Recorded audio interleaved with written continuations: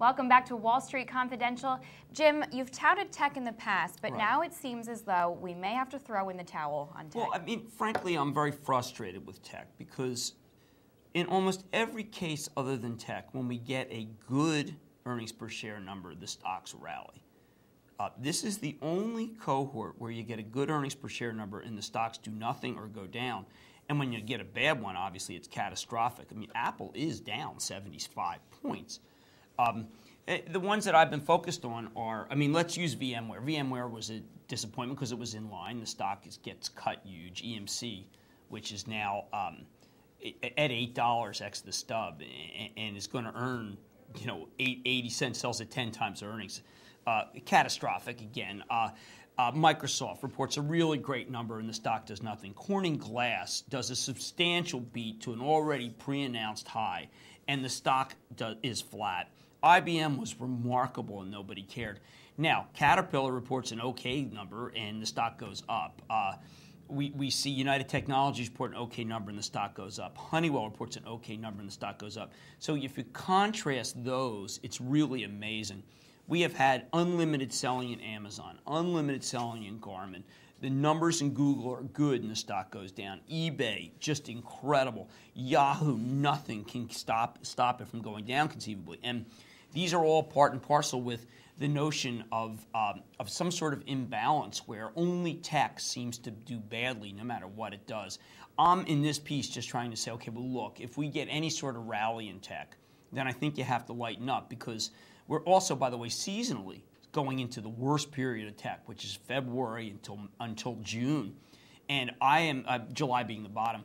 So I just feel like, look, the risk reward has changed dramatically here. It's the worst risk reward in the game.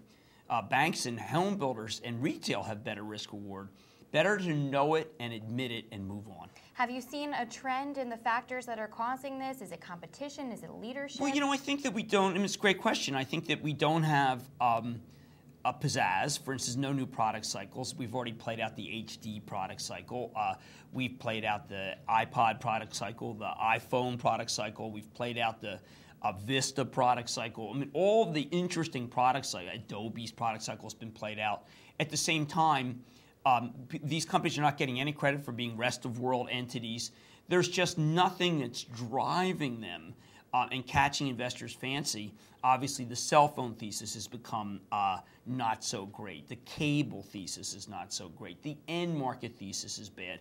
Look at Lexmark reports a great number today, and Hewlett-Packard, a printer company like Lexmark, is doing better than Lexmark, doesn't go up. So I am basically saying that where risk reward is bad, you can't hold on. Okay, any rays of hope, any big names that you are looking to? I think if I had my drug, I bought some, I would like to buy some EMC today just because it sells at such a low multiple and reported a good quarter. Hewlett-Packard under 40. I mean, it's all price now. I mean, I think at a certain price I want to own Hewlett. But this group has fallen so out of favor, and seasonally, the first week of February is the beginning of the bad time. So I just want to own that, recognize that you had your chance, and don't overweight the sector. Okay, or if you have, you got new money, or if retail's watching, just understand that the reason why Microsoft didn't rally or Corning didn't rally is because these have become the best houses in a really bad neighborhood. Okay, thanks, Jim. Yep. That's a scoop on tech. Stay tuned for more Wall Street Confidential.